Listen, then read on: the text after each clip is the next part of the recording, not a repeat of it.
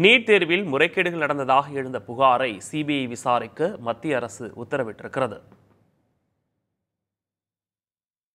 MBBS, BDS உள்ளிட்ட இளநிலை மருத்துவ படிப்புகளுக்கான நீட் நுழைவுத் தேர்வு கடந்த மே 5ஆம் தேதி நடைபெற்றது. இதன் முடிவுகள் ஜூன் 4ஆம் தேதி வெளியானது. இதனிடையே நீட் தேர்வில் முறைகேடுகள் நடைபெற்றதாக குற்றச்சாட்டுகள் எழுந்தன.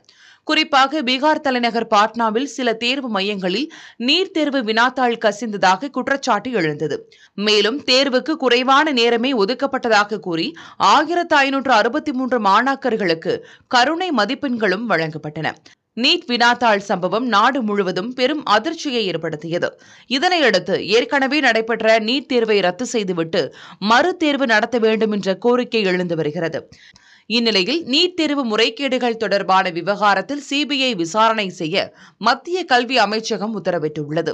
தேர்வுகளின் வெளிப்படைத் தன்மையை உறுதி செய்யவும் மாணவர்கள் நலனை பாதுகாக்கவும் உறுதி பூண்டுள்ளதாக மத்திய அரசு தெரிவித்திருக்கிறது.